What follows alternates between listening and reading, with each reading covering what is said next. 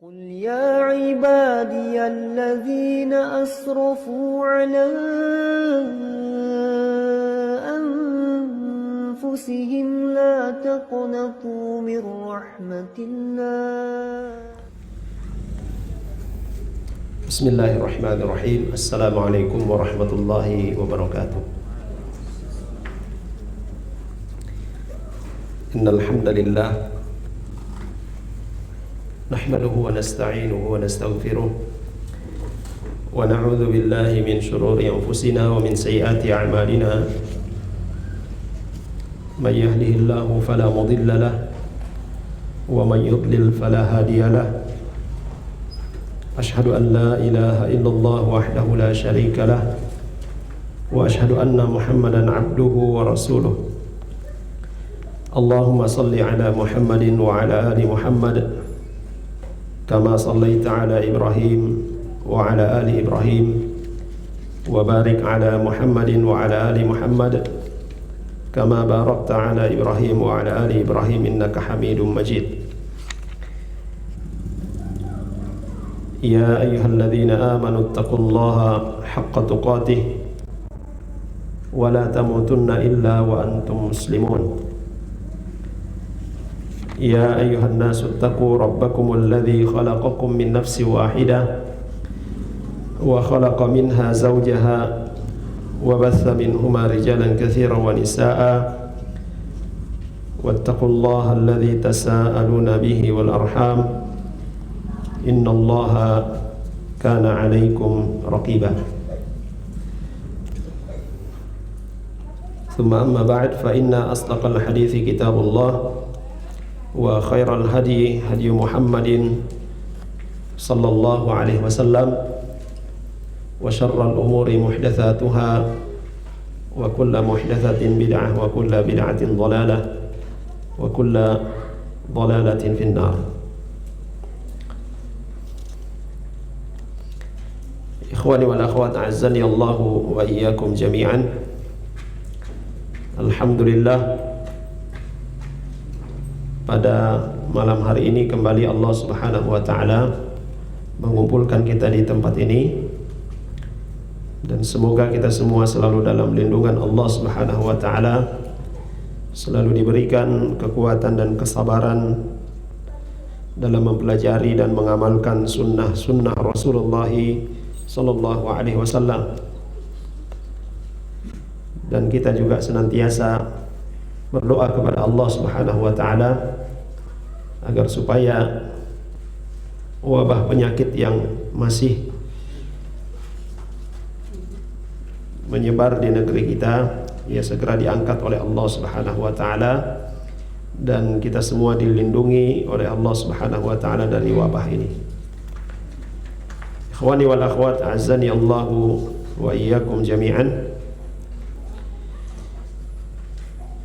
Terakhir pembahasan kita masih dalam bab atau dalam fasal fadail al-ilm, ya, keutamaan ilmu, yang dalam nuskhah saya ini yaitu nuskhah Tadhkiratu as-Sami' wal Mutakallim, diawali dengan tulisannya Syekh Muhammad bin Shalih Al-Utsaimin rahimahullah ta'ala, yang diambil dari kitab Al-Ilm, dan berkaitan dengan masalah fadl atau fadail, keutamaan ilmu, serta yang berkaitan dengan ya hal-hal menjadi adab-adab dalam ya talab al-ilm. Ikhwah sekalian dan akhwat yang dirahmati oleh Allah Subhanahu wa taala, sudah kita sebutkan bahwasanya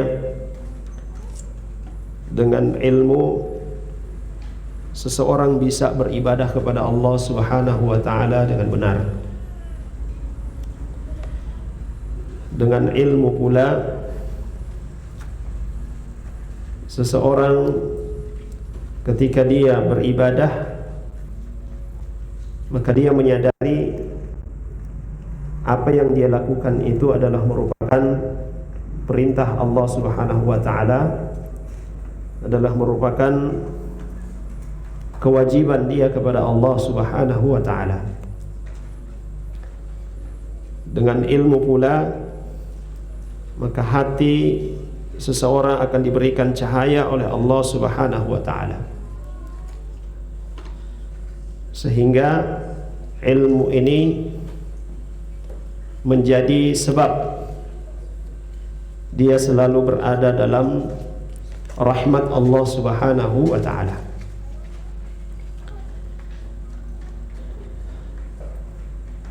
Ketika seorang mendirikan salat dan dia memahami berdasarkan ilmunya bahwasanya salat itu adalah kewajibannya Subhanahu wa taala, diberi Allah Subhanahu wa taala, dan gerakan-gerakan serta bacaan-bacaan yang dia baca ketika salat merupakan sunnah dari Rasulullah SAW, maka salat inilah yang akan mencegah dari dan mungkar.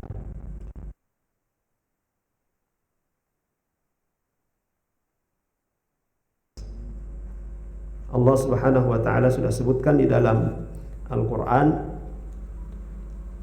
innas salata tanha 'anil fahsya'i wal munkar. Sesungguhnya salat itu mencegah dari perbuatan keji dan mungkar. Nah, salat yang mencegah dari perbuatan keji dan mungkar ini adalah salat yang berkualitas. Orang yang mengerjakannya mengilmui tentang salat itu. Demikian pula dalam ibadah-ibadah yang lainnya atau perbuatan-perbuatan yang lainnya. Apabila dia menunaikan perbuatan tersebut berdasarkan ilmu, maka ini akan memberikan pengaruh yang sangat besar pada dirinya. Ikhwas sekalian dan akhwat yang dirahmati oleh Allah Subhanahu wa taala. Kemudian beliau menyebutkan wa min ahammi fadail al-ilm ma yali. Di antara keutamaan ilmu yang paling penting, pertama beliau sebutkan annahu anbiya. Ilmu itu adalah warisan para nabi. Kita menyadari bahwa ilmu itu adalah warisan para nabi, akan kita lakukan. Apakah kita akan menyia-nyiakannya atau kita akan betul-betul memperhatikannya? Yang mewariskan ini adalah para nabi, ya khususnya Rasulullah SAW.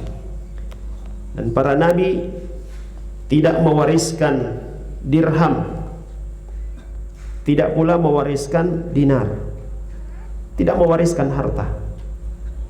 Tetapi yang diwariskan oleh para nabi itu adalah ilmu. Dan siapa yang menerima warisan ini, siapa yang menerima warisan ini, maka sesungguhnya dia telah mengambil sesuatu yang sangat berharga.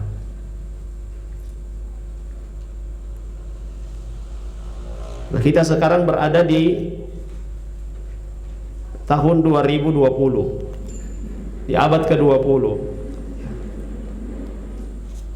Apabila kita berada di atas jalan talabul ilm, menuntut ilmu, kita memahami apa yang diwariskan oleh Nabi SAW ini, maka sesungguhnya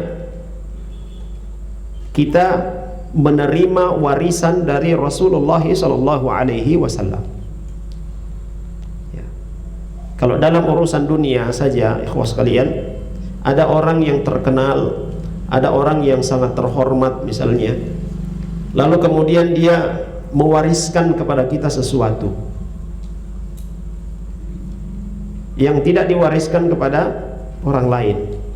Kira-kira kita merasa bangga atau tidak? Ini orang terkenal, ya orang terpandang, dia wariskan kepada kita sesuatu. Kita akan menjaganya. Bahkan mungkin kita merasa bangga karena mendapat warisan dari orang yang terpandang, orang yang terkenal. Nah, ini warisan Nabi Shallallahu Alaihi Wasallam adalah ilmu. Ketika kita mengambilnya, maka tentunya kita memiliki keutamaan, memiliki kemuliaan tersendiri dibandingkan dengan orang-orang yang melalaikan warisan ini. Ini ikhwas sekalian dan akhwat yang dimuliakan oleh Allah Subhanahu wa taala. Saat ini kita berada di majelis. Kita bisa menghadiri majelis-majelis para asatidzah, majelis para ulama, mendengarkan wasiat-wasiat atau ilmu yang disampaikan oleh para ulama. Tetapi kita tidak bisa menjamin, ikhwas sekalian, kita tidak bisa menjamin apakah kita akan terus berada di jalan ini atau tidak. Maka selagi Allah Subhanahu wa taala memberikan kesempatan kepada kita berada di atas jalan yang dimana kita mengambil warisan para nabi, selalu kita berdoa kepada Allah Subhanahu wa taala supaya ditetapkan di atas jalan ini, supaya ditetapkan sebagai orang-orang yang senantiasa menerima warisan dari Rasulullah sallallahu alaihi wasallam. Dan masih sangat banyak warisan Rasulullah sallallahu alaihi wasallam yang belum kita ketahui. Sehingga itu kita terus berada di majelis mempelajari hadis-hadis Nabi sallallahu alaihi wasallam, mempelajari apa yang telah dijelaskan oleh para ulama kaum muslimin. Ikhwas sekalian dan akhwat yang dirahmati oleh Allah Subhanahu wa taala. Walaupun rentang waktu kita dengan Rasulullah sallallahu alaihi wasallam itu sangat jauh, tetapi kita bisa menerima warisan dari Rasulullah sallallahu alaihi wasallam. Wa kafa bika fakhran, dan cukuplah ini menjadi satu kebanggaan bagi kita bisa menerima warisannya Rasulullah sallallahu alaihi wasallam. Sekali lagi, jangan kita kemudian merasa aman. Jangan kita merasa aman bahwa kita akan terus seperti ini. Sehingga itu selalu kita berdoa kepada Allah Subhanahu wa taala, selalu bergantung kepada Allah Subhanahu wa taala agar supaya kita terus berada di atas jalan di mana warisan Rasulullah sallallahu alaihi wasallam itu dibagikan. Ikhwas sekalian yang dirahmati oleh Allah Subhanahu wa taala. Kemudian yang kedua, annahu yabqa wal mal yafna. Ilmu itu akan kekal, sedangkan harta dia akan sirna.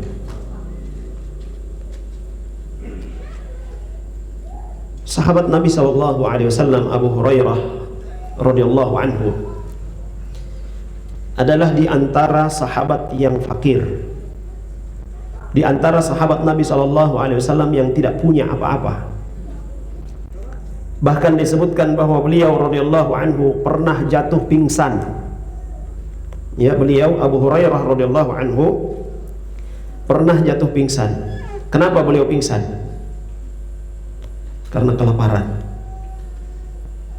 Abu Hurairah radhiyallahu anhu tidak punya harta. Beliau pernah jatuh pingsan karena kelaparan.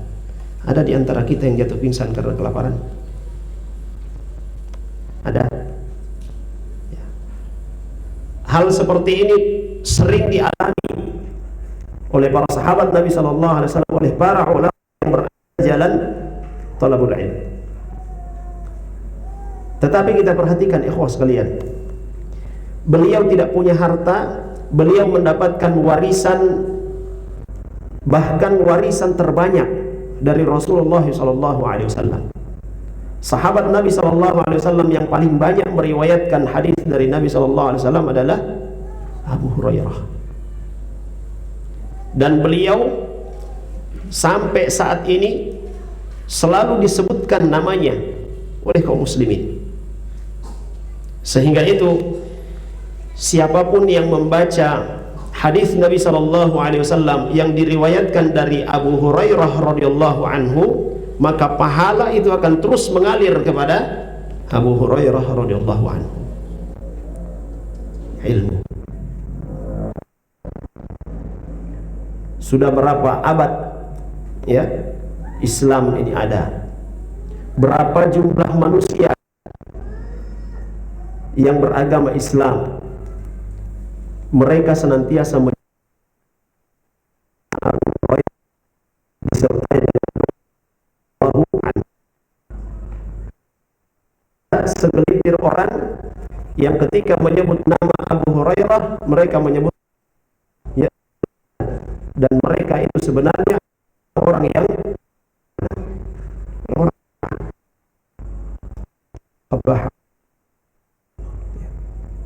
mereka tidak bisa mencederai, mereka berusaha untuk mencederai.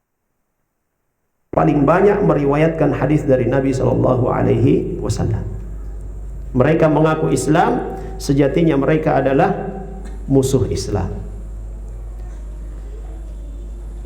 Ikhwas sekalian yang dirahmati oleh Allah Subhanahu Wa Taala, kita lihat Abu Hurairah tidak punya harta, tetapi beliau memiliki ilmu, mendapatkan warisan terbanyak dari Rasulullah Shallallahu Alaihi Wasallam, dan ini kekal.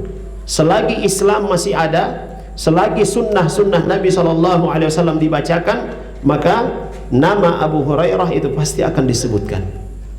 Dan ini yang disebutkan oleh Nabi Shallallahu Alaihi Wasallam. Idza matal insanu inqata'a anhu 'amaluhu illa min thalathin. Apabila seorang manusia itu telah mati, maka terputuslah seluruh amalnya kecuali 3 perkara. Illa min sadaqatin jariyah, harta yang dia sedekahkan dan diambil terus manfaatnya, aw ilmin yuntafa'u bihi, atau ilmu yang bermanfaat, aw waladin salih yad'u lahu, atau anak yang saleh yang senantiasa mendoakannya. Ikhwas sekalian dan akhwat yang dirahmati oleh Allah Subhanahu wa taala. Maka kalau kita memiliki obsesi yang baik, memiliki semangat yang tinggi untuk mendapatkan kebaikan yang tidak pernah terputus bahkan sampai kita wafat, maka tempuhlah jalur ini. Tempuhlah jalur talabul ilm, ya, ilmu syar'i. Karena dia akan terus memberikan manfaat, dia akan kekal, tidak akan pernah selesai, tidak akan pernah habis. Ikhwas kalian dan akhwat yang dirahmati oleh Allah Subhanahu wa taala. Kemudian keutamaan yang ketiga, annahu la yut'ibu sahibah fil hirasah. Bahwasanya ilmu itu tidak membuat capek dalam menjaganya. Li'annahu idza razaqaka Allahu ilman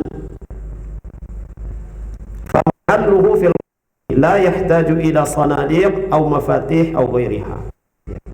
Karena sungguhnya ketika Allah Subhanahu wa taala telah merizkikan kepada kita, Allah Subhanahu wa taala telah mengkaruniakan kepada kita ilmu, maka sesungguhnya ilmu itu terdapat di dalam hati kita, diletakkan oleh Allah Subhanahu wa taala dalam hati, sehingga tidak perlu apa? Tidak perlu sunduk, tidak perlu gembok, tidak perlu pintu yang dikunci, perlu ada satpam yang menjaganya, tidak perlu. Bahkan justru sebaliknya, ilmu itu yang akan mengontrol kita, ilmu itu yang akan menjaga kita. Di saat kita hendak melakukan satu perbuatan, misalnya perbuatan yang tidak bermanfaat atau perbuatan maksiat, ada yang mengontrol kita. Apa? Pengetahuan kita, ilmu kita. Lain dengan harta. Harta kita yang menjaganya. Bahkan ketika kita sudah tidur di tempat yang paling nyaman, sementara di negeri seberang ada harta kita, masih tetap kita pikir bagaimana harta saya yang ada di sana. Nanti kalau dicuri, nanti kalau kebakaran, nanti dan seterusnya. Dan ajaibnya ikhwas kalian yang dirahmati oleh Allah Subhanahu wa taala, orang lebih bersemangat mengejar harta yang dia akan disusahkan oleh harta tersebut ketika sudah terkumpul, daripada dia mengejar sesuatu yang akan bisa menjaganya dari ketergelinciran, yang bisa menjaganya dari kebinasaan.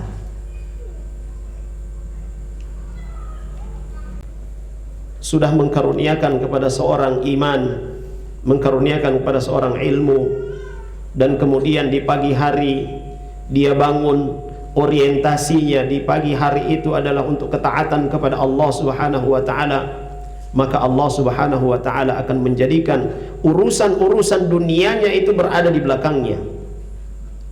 Allah Subhanahu wa taala akan menyatukan, Allah Subhanahu wa taala akan merapikan urusan-urusan dunianya.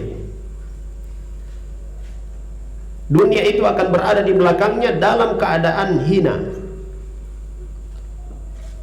Sedangkan orang-orang yang di pagi hari dia bangun dan orientasi hidupnya pada hari itu dan seterusnya adalah untuk mengejar dunia, mengejar harta, apa yang Allah Subhanahu wa taala jadikan kepada orang ini, dia akan kesulitan, dia akan kelelahan. Dia mengejar dunia dan tidak ada yang sampai kepadanya kecuali secuil yang Allah Subhanahu wa taala berikan kepadanya, dan urusan akhiratnya hancur. Ikhwas kalian dan akhwat yang dirahmati oleh Allah Subhanahu wa taala, maka sebagai orang yang diberikan oleh Allah Subhanahu wa taala akal untuk memilah melihat mana yang bisa memberikan manfaat yang besar dalam kehidupannya di dunia dan di akhirat, hendaklah kita memperhatikan persoalan ini, ilmu. Kemudian yang keempat, annal insan yatawassalu bihi ila an yakuna min asy-syuhada 'alal haqq. Bahwasanya dengan ilmu seseorang bisa sampai pada derajat sebagai saksi akan kebenaran.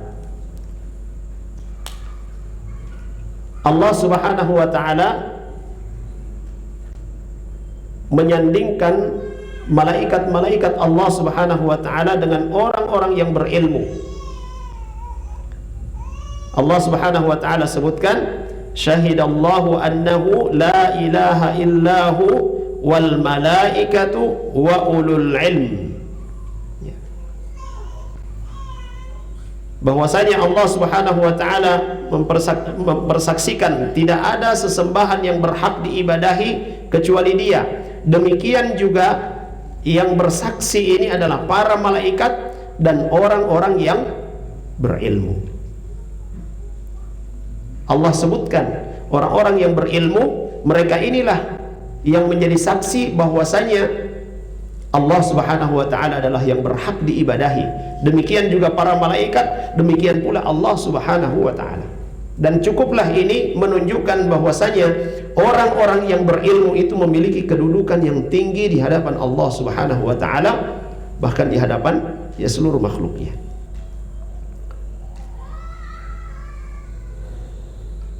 Allah Subhanahu wa taala tidak menyebutkan ulul mal yang menjadi saksi atas kebenaran itu adalah orang-orang yang punya harta, tidak. Tapi orang-orang yang berilmu.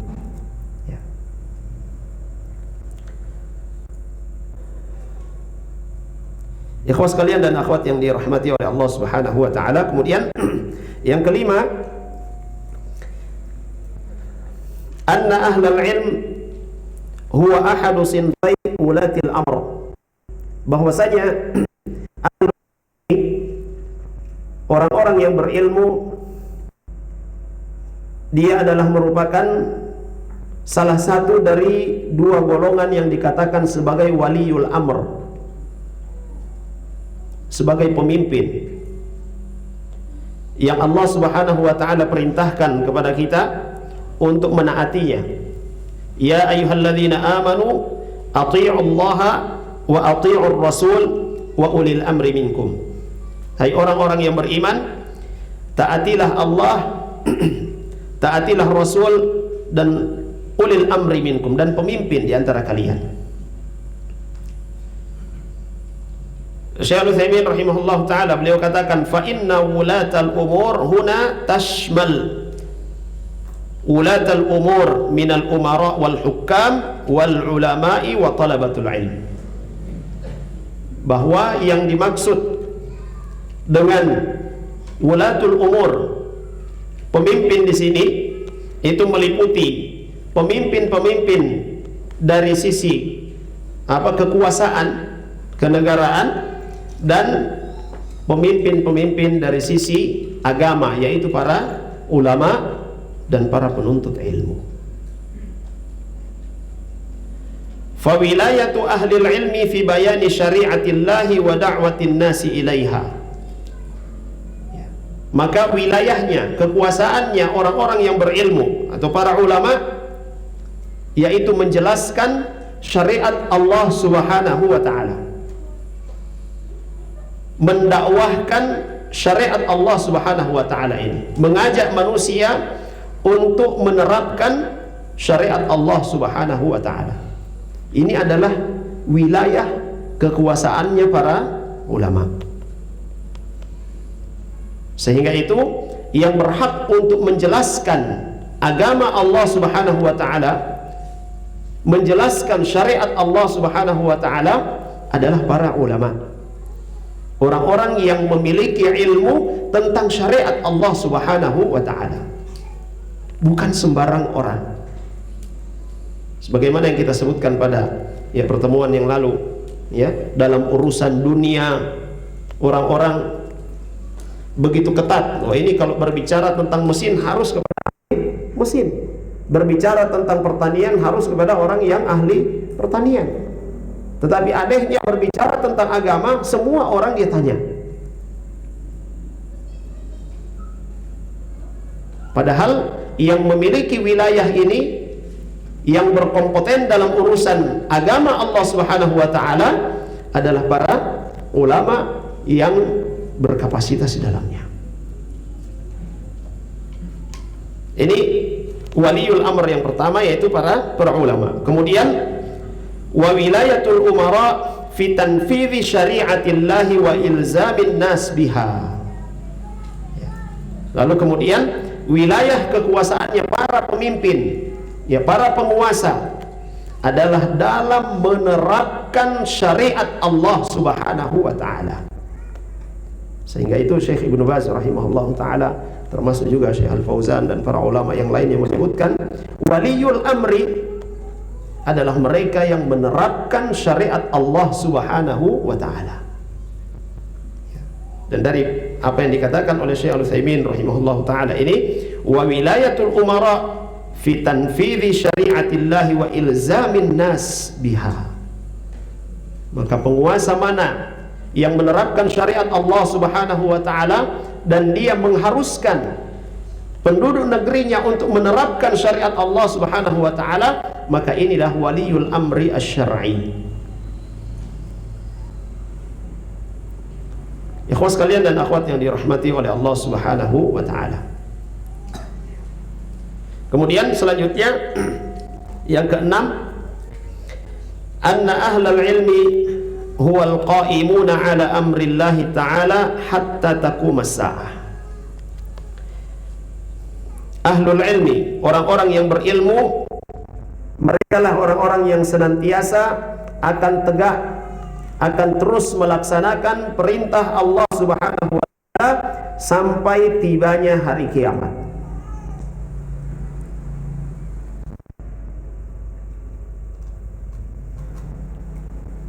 Ini berdasarkan dalil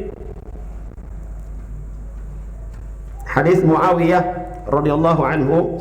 Beliau berkata, aku mendengar Nabi sallallahu alaihi wasallam bersabda, man yuridillahu bihi khairan yufaqihu fid din. barang siapa yang dikehendaki oleh Allah Subhanahu wa taala ada kebaikan padanya, maka dia akan diberikan kefahaman tentang agama. Wa innama ana qasimun wallahu yu'ti. Aku adalah orang yang membagi, sedangkan Allah Subhanahu wa taala adalah pemberi. Walan hadhil ummah, dan akan senantiasa tegak ini menegakkan perintah-perintah Allah Subhanahu wa taala.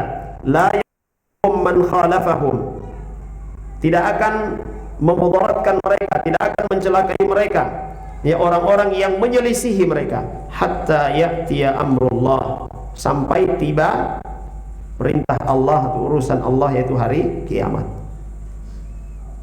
Akan tetap ada, ya, orang-orang yang menegakkan kalimat Allah Subhanahu wa taala.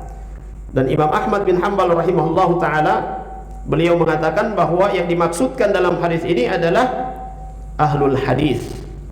Mereka adalah ahlul hadis yang menguasai hadis-hadisnya Rasulullah sallallahu alaihi wasallam.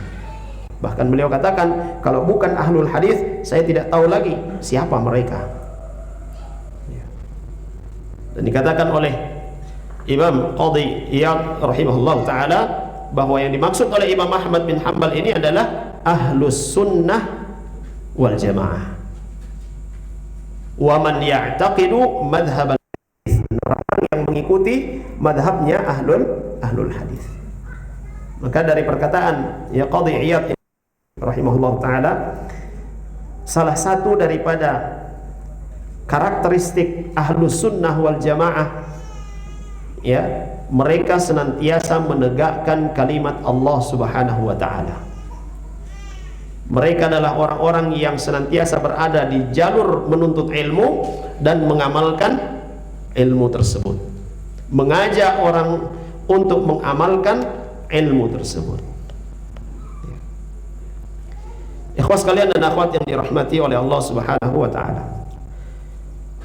Selanjutnya yang ketujuh, Rasulullah sallallahu alaihi wasallam tidak pernah memotivasi, ya, seseorang untuk iri. Ya. Perkara iri ini adalah perkara tercela. Tetapi Nabi sallallahu alaihi wasallam memotivasi agar supaya kita iri kepada dua golongan manusia. Ya. Ini kalau dalam bahasa, ya, istilah Arabnya adalah ghibtah. Ya, istilahnya ghibtah, iri yang positif atau hasad yang positif. Dua golongan itu adalah talabul ilmi wal amal bihi. Itu orang yang senantiasa menuntut ilmu dan dia mengamalkan ilmunya, atau orang yang berilmu. Dan yang kedua adalah orang yang memiliki harta dan dia gunakan hartanya ini untuk berkhidmat kepada Islam. Kalau Syekh Al-Utsaimin menyebutkan at-tajir, seorang pengusaha, seorang pedagang yang kemudian memiliki harta, dari hasil dagangannya itu kemudian dia gunakan hartanya tersebut untuk berkhidmat kepada Islam. Rasulullah sallallahu alaihi wasallam menyebutkan dalam hadisnya yang diriwayatkan oleh Abdullah ibnu Mas'ud radhiyallahu anhu, la hasada illa fi itsnatain. Tidak boleh kita itu hasad, tidak boleh kita itu iri, kecuali pada dua keadaan atau perkara. Rajulun atahu Allahu malan fasullita ala halakatihi fil haqq. Iri kepada seorang yang Allah Subhanahu wa taala berikan kepadanya harta, lalu kemudian dia habiskan hartanya itu di jalan Allah Subhanahu wa taala. Dia habiskan hartanya itu di jalan kebenaran. Dia habiskan hartanya itu untuk berkhidmat kepada Islam. Yang kedua, wa rajulun atahu Allahul hikmata fahuwa yaqdi biha wa yu'allimuha. Orang yang diberikan oleh Allah Subhanahu wa taala hikmah, diberikan oleh Allah Subhanahu wa taala ilmu, lalu kemudian dia mengamalkan ilmu tersebut dan dia mengajarkannya kepada orang lain. Ikhwas sekalian dan akhwat yang dirahmati oleh Allah Subhanahu wa taala, agama ini akan tegak ketika ahlul ilmi mengamalkan ilmunya dan mendakwahkannya. Dan termasuk agama ini akan tegak ketika orang-orang yang diberikan harta oleh Allah Subhanahu wa taala dan mereka manfaatkan hartanya itu untuk menegakkan agama Allah Subhanahu wa taala. Dan dalam sejarah kita menyaksikan, dalam jihad butuh harta tidak? Butuh harta. Nabi SAW pernah membuka, kalau bahasa kita sekarang, donasi. Untuk apa? Untuk jihad. Siapa yang mau menyumbang, siapa yang mau memberikan dananya untuk jihad, maka para sahabat berbondong-bondong memberikan harta mereka. Abu Bakar As-Siddiq radhiyallahu anhu memberikan berapa harta yang diberikan oleh Abu Bakar As-Siddiq radhiyallahu anhu? Seluruh hartanya. Sehingga ketika ditanya, apa yang kau tinggalkan untuk keluargamu ya Abu Bakar? Apa beliau katakan? Aku tinggalkan Allah dan Rasulnya. Ada yang memberikan separuh, ada yang memberikan sesuai dengan kemampuannya. Di awal Rasulullah SAW ketika turun wahyu kepadanya, siapa yang menopang Rasulullah SAW? Siapa yang menopang Rasulullah SAW? Istrinya Khadijah radhiyallahu anha.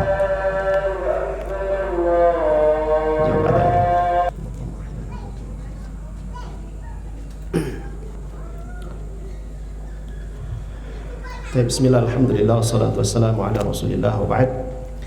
Ikhwas sekalian dan akhwat yang dirahmati oleh Allah Subhanahu wa ta'ala, agama ini tegak dengan ahlul ilmi yang menyampaikan ilmunya, dan juga dengan orang-orang yang diberikan harta oleh Allah Subhanahu wa ta'ala, dan mereka menghabiskan harta mereka ini untuk berkhidmat kepada Islam. Istrinya Rasulullah SAW adalah seorang pengusaha yang sangat terkenal, yang sangat kaya, dan beliau menjadi penopang dakwahnya Rasulullah SAW. Kita mungkin pernah dengar juga kisahnya Abdullah ibnu Al-Mubarak rahimahullahu ta'ala dengan Fudail bin Iyad rahimahullahu ta'ala, Imamul Haramain, yang digelari dengan Abidul Haramain, seorang hamba Allah Subhanahu wa ta'ala, ahli ibadah yang ada di Haramain. Beliau mengajarkan ilmu, dan yang membiayai majelis ilmunya, yang menopang kehidupannya adalah Abdullah ibnu Al-Mubarak rahimahullah ta'ala.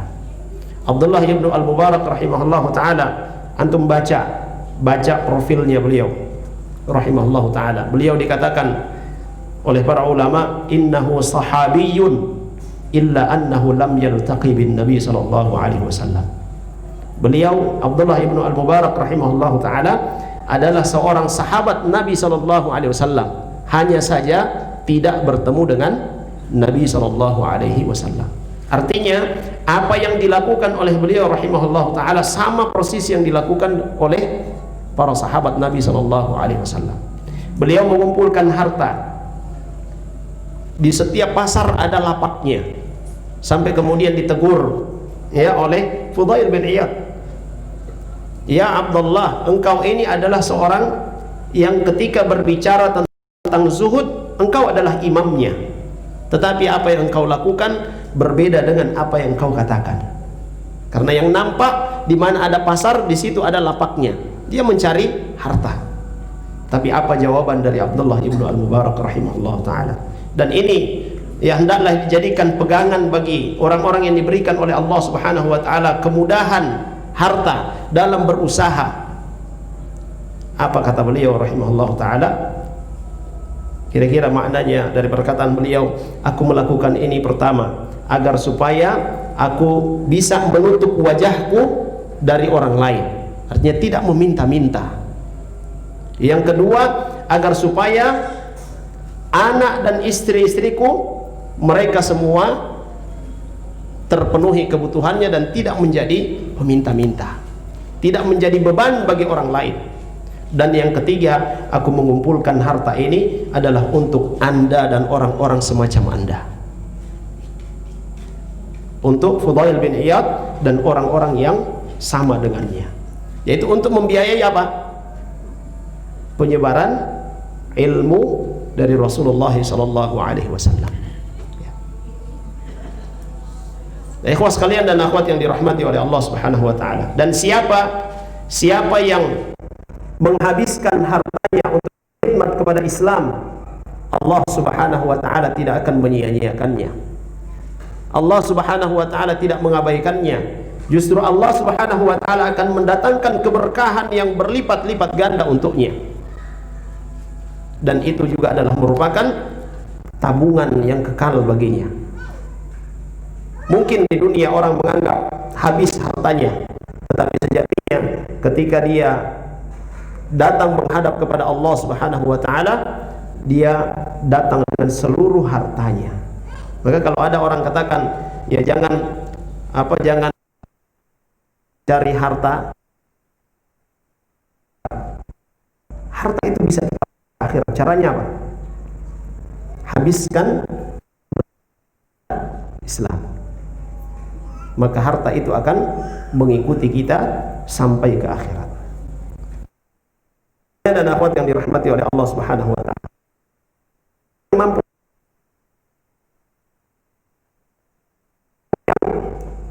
berilmu, dia punya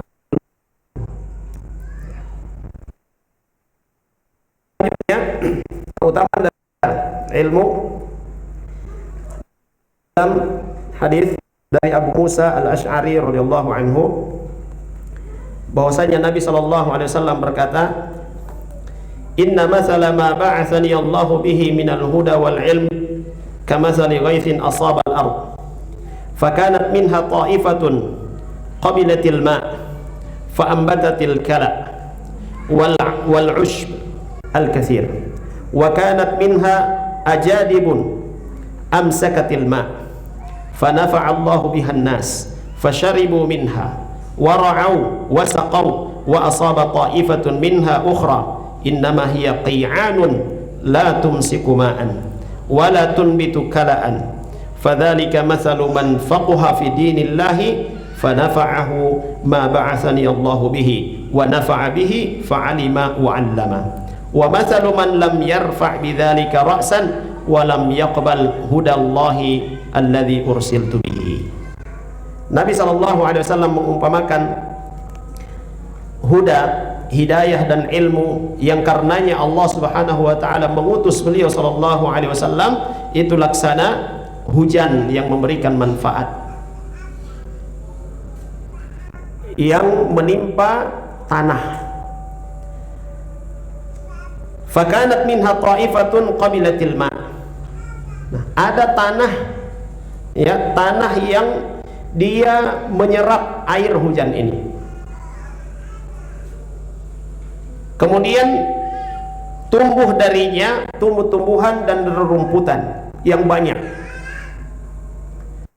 Ada pula tanah yang dia tidak bisa menyerap air hujan ini, dia hanya bisa menampungnya.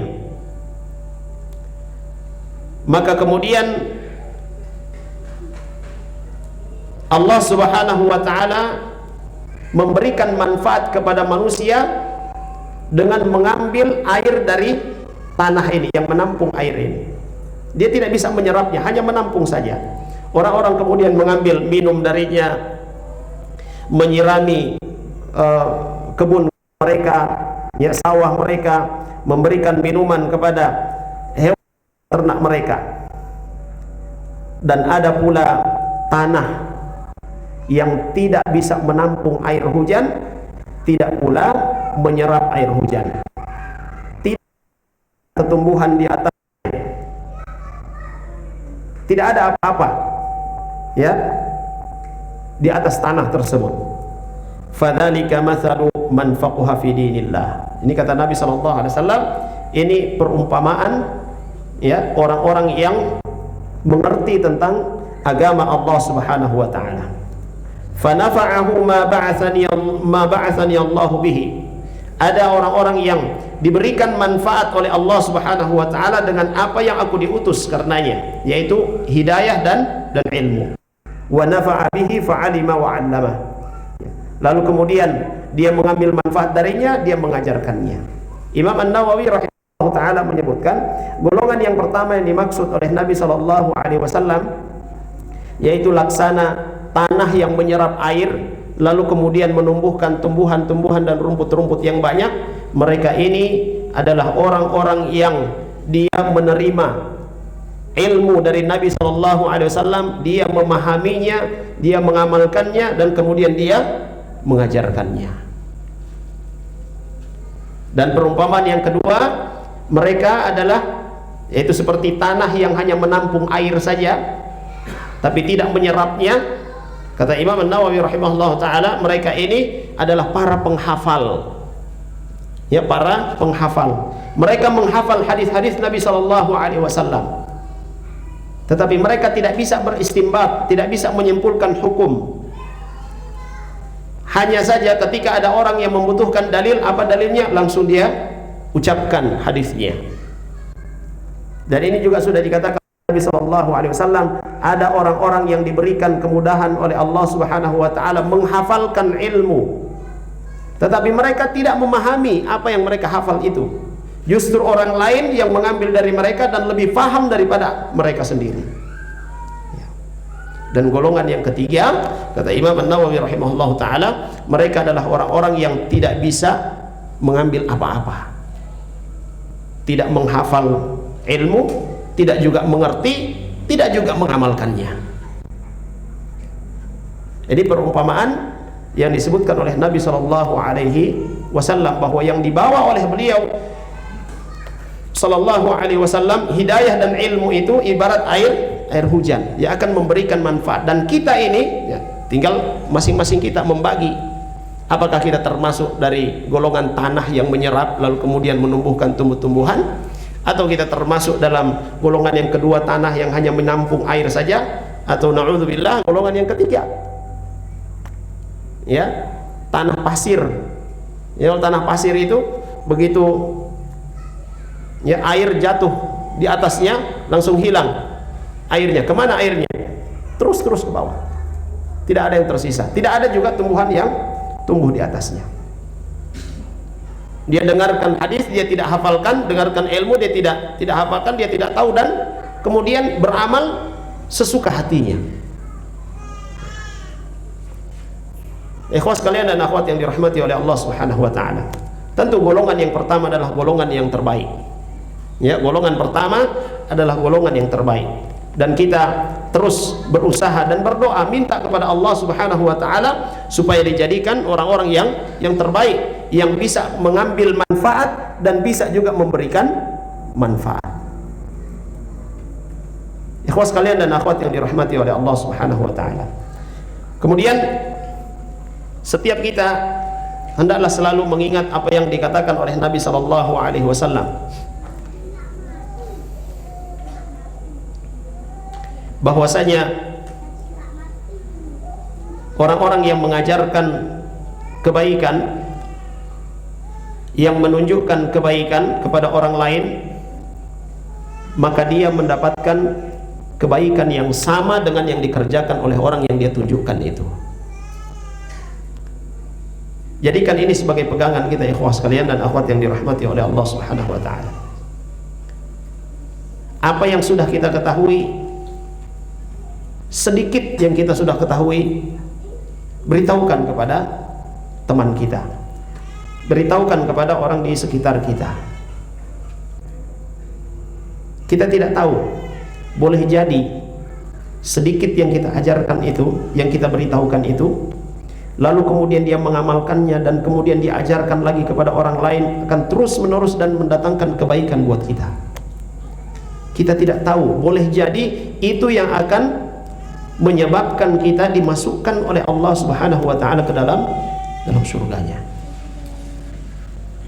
Dan hal seperti ini tentunya lagi-lagi didasari oleh ilmu. Ikhwas sekalian dan akhwat yang dimuliakan oleh Allah Subhanahu wa taala. Kemudian yang ke-9,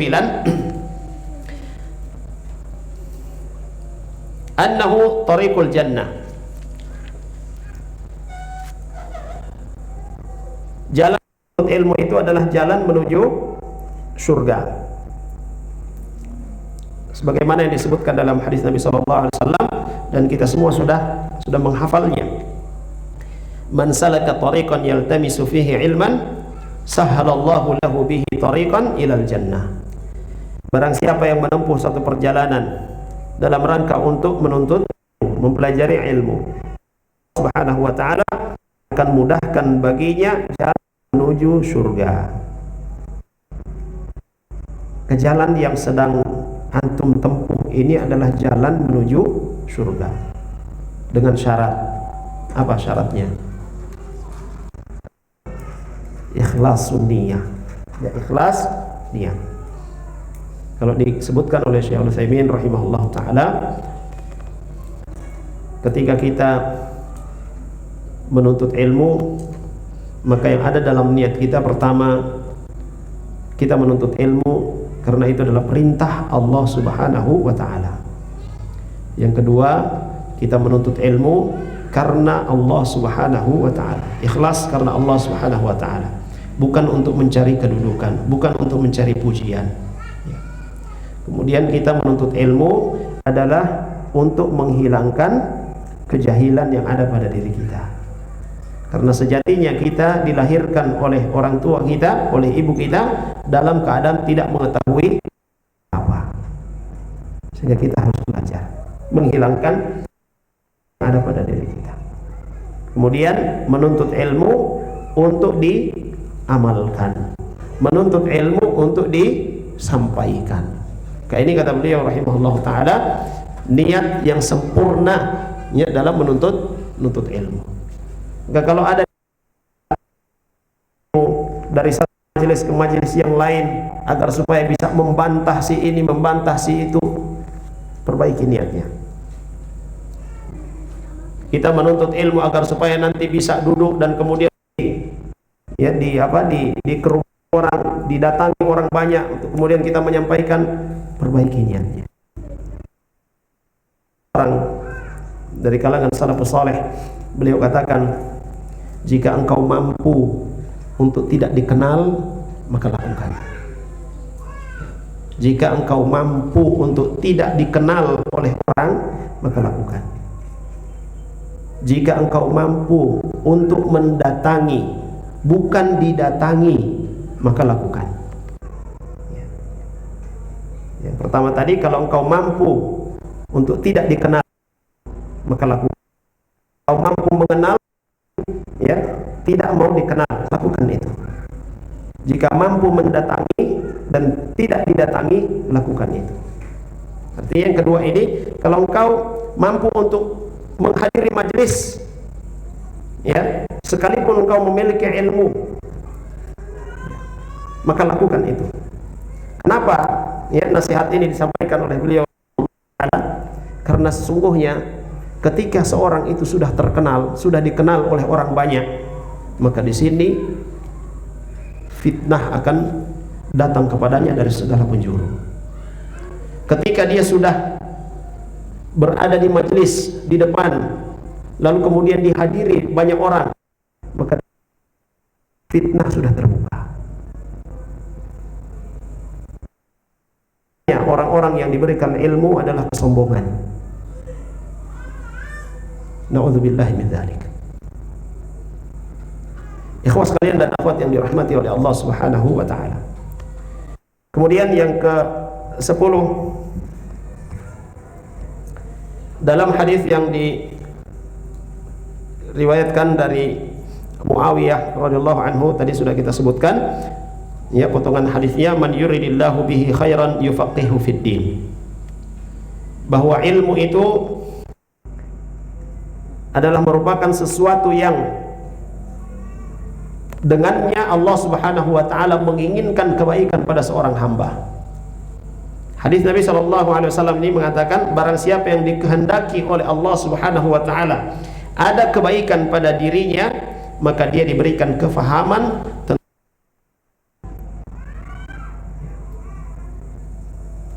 Alhamdulillah, kita bersyukur kepada Allah Subhanahu wa taala berada di atas jalan menuntut ilmu. Tetapi sekali lagi, kita tidak tahu apakah kita akan masih terus berada di jalan ini. Kita tidak tahu. Kita selalu berdoa kepada Allah Subhanahu wa taala, selalu berdoa kepada Allah Subhanahu wa taala, dan selalu memperbaiki niat kita. Selalu perbaiki niat kita. Kemudian Syekh Al-Utsaimin rahimahullah taala beliau sebutkan bahwasanya yufaqih fid din di sini diberikan kefahaman dalam masalah agama ini adalah diberikan pemahaman dalam agama secara global, secara keseluruhan, bukan hanya pada satu ilmu saja, bukan terkhusus pada ilmu fikih saja, ya, seperti lafaz pada hadis ini, tetapi ilmu yang paling utama, yang paling penting adalah yang berkaitan dengan masalah akidah, masalah tauhid. Dia akan diberikan pemahaman oleh Allah Subhanahu wa taala tentang tauhid, tentang akidah yang benar. Dia akan diberikan pemahaman oleh Allah Subhanahu wa taala dalam masalah hukum-hukum yang kemudian dia amalkan dalam kehidupan sehari-hari. Dia akan diberikan kefahaman oleh Allah Subhanahu wa taala tentang berbagai macam ilmu yang telah diwariskan oleh Rasulullah sallallahu alaihi wasallam. Selanjutnya yang ke-11 sampai 13, annal ilma nurun yastati'u bihi al-'abdu faya'rifu kaifa ya'budu rabbah wa kaifa yu'amilu ibadah fatakunu mas'aluhu ala ilmin wa basirah. Bahwa ilmu itu adalah cahaya. Ilmu itu adalah cahaya yang dengannya dia jadikan sebagai pemandunya. Ya, dia jadikan ilmu itu sebagai pemandu. Dengan ilmu tersebut dia mengetahui bagaimana beribadah kepada Allah. Dengan ilmu tersebut dia mengetahui bagaimana memperlakukan hamba-hamba Allah Subhanahu wa taala. Maka dalam kehidupan sehari-harinya para penuntut ilmu itu, dalam kehidupan sehari-harinya orang-orang yang berilmu itu, dia berjalan berdasarkan panduan dari Allah Subhanahu wa taala, berdasarkan panduan ilmu. Selanjutnya yang ke-12, annal alima nurun yahtadi bihi an-nas fi umuri dinihim wa dunyahum. Bahwa orang yang berilmu, ya, mereka juga laksana pelita. Ya, orang-orang yang berilmu mereka laksana pelita yang memberikan pencerahan, yang memberikan penerangan, ya, kepada manusia tentang urusan-urusan agama mereka dan juga urusan-urusan dunia mereka.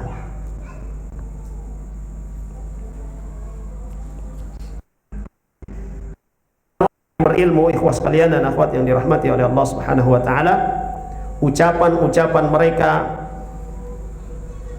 menenangkan hati. Ya, ucapan-ucapan orang-orang yang berilmu meluruskan jalan. Ucapan orang-orang yang berilmu mengarahkan pada keselamatan. Pernah terjadi di masa Nabi SAW ketika dalam suatu perjalanan jihad, lalu kemudian ada seorang sahabat yang terluka di kepalanya. Ada seorang sahabat yang terluka di kepalanya.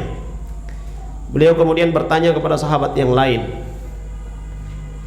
apakah ada rukhsah, ada keringanan bagi saya untuk tidak mandi. Ya, sahabat ini tidur malam mimpi, ya mimpi basah. Beliau bertanya kepada sahabat yang lain, adakah keringanan kepada saya untuk tidak mandi? Karena ada luka kepalanya. Maka ada sahabat yang mengatakan, la najidu laka rukhsatan. Kami tidak mendapati ada rukhsah bagi Anda. Maka sahabat yang terluka ini mandi. Setelah mandi apa yang terjadi? Meninggal. Dilaporkan kepada Nabi SAW, dan Nabi SAW katakan, sesungguhnya kalian telah membunuhnya. Seharusnya cukup baginya untuk bertayamum, menepuk tanah sekali, lalu kemudian mengusap wajahnya dan tangannya. Itu sudah cukup baginya. Syifa'ul ayyi as-su'al. Obat daripada ketidaktahuan, obat daripada kebodohan adalah bertanya. Karena tidak tahu, memberikan fatwa, akhirnya apa yang terjadi? Kematian. Demikian pula kisah yang pernah kita atau sering kita dengar, seorang yang telah membunuh 99 orang. Dia ingin bertobat, dia bertanya kepada orang-orang, di mana saya bisa bertanya? Maka ditunjukkanlah kepada seorang yang ahli ibadah. Dia datang bertanya, apakah masih ada peluang bagi saya untuk diterima taubatnya? Saya telah membunuh 99 orang. Apa yang dijawab oleh ahli ibadah ini? Ahli ibadah ini yasta'zimul amr. Dianggap, wah ini perbuatan sudah paling sadis. Tidak ada taubat bagimu. Apa yang dia lakukan? Dia tambah 1 jadi 100 yang dia bunuh. Maka dia bertanya lagi kepada orang, di mana ada orang yang bisa saya bertanya? Ditunjukkan kepada seorang yang ahlul ilm. Dia datang bertanya, masih adakah tobat untuk saya? Saya telah membunuh 100 orang. Maka laki-laki ini, dia orang yang berilmu, dia katakan, tidak ada yang menghalangimu dari bertobat. Lalu kemudian dia tunjukkan satu negeri, satu tempat, yang di tempat itu adalah orang-orang yang soleh, orang-orang yang senantiasa taat kepada Allah Subhanahu wa ta'ala. Dia katakan, pergilah engkau ke tempat sana untuk melakukan pertaubatan. Dia melakukan perjalanan. Masih sementara dalam perjalanan, Allah Subhanahu wa ta'ala wafatkan.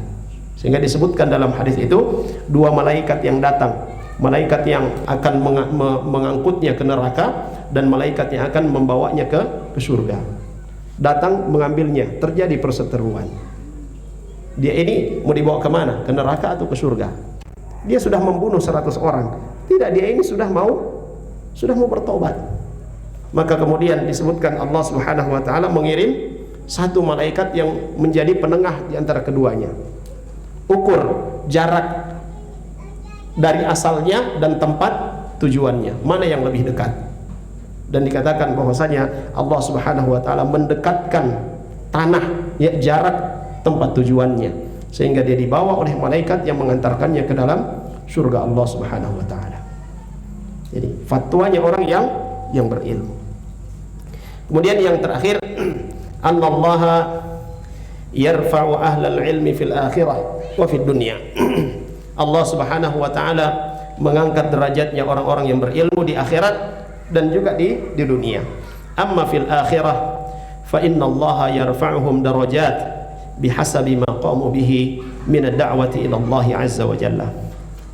Allah Subhanahu wa ta'ala mengangkat derajat orang-orang yang berilmu di akhirat sesuai dengan apa yang mereka lakukan ketika di dunia, yaitu mendakwahkan ilmu Allah Subhanahu wa ta'ala. Mereka mengajak manusia untuk taat kepada Allah Subhanahu wa ta'ala, dan mereka mengamalkan ilmu mereka. Wa fid dunya yarfa'uhumullahu baina ibadihi bihasabi ma qamu bihi. Dan mereka diangkat oleh Allah Subhanahu wa ta'ala derajatnya di dunia sesuai dengan amalan yang mereka kerjakan ketika di dunia. Dan ini sudah Allah Subhanahu wa ta'ala sebutkan, yarfa'illahu alladhina amanu minkum walladhina utul ilma darajat. Allah Subhanahu wa ta'ala mengangkat orang-orang yang beriman dan orang-orang yang memiliki ilmu beberapa derajat.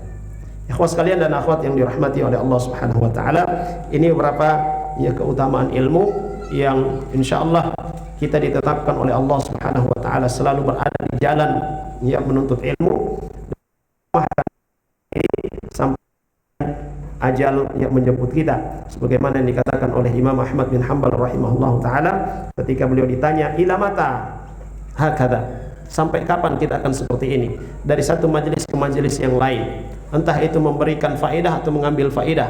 Maka jawaban beliau adalah ya bil mahbar ilal maqbarah, ya dengan pena akan sampai ke kuburan. Artinya proses dalam menuntut ilmu, belajar itu terus menerus dilakukan sampai ajal tiba. Mudah-mudahan Allah dan juga mewafatkan kita di atas kebaikan. Ini yang bisa saya sampaikan. Sallallahu ala nabiyina Muhammad wa ala alihi wasallam. Alhamdulillahirabbil alamin. Ada pertanyaan? Tidak ada ya? Baik. Kita akhiri dengan doa kafaratul majlis. Subhanallah wa bihamdik, asyhadu an la ilaha illa anta, wa atubu ilaik. Sallallahu ala nabiyina Muhammad wa ala alihi wasallam. Alhamdulillahirabbil alamin. Assalamualaikum warahmatullahi wabarakatuh. قل يا عبادي الذين أسرفوا على أنفسهم لا تقنطوا من رحمة الله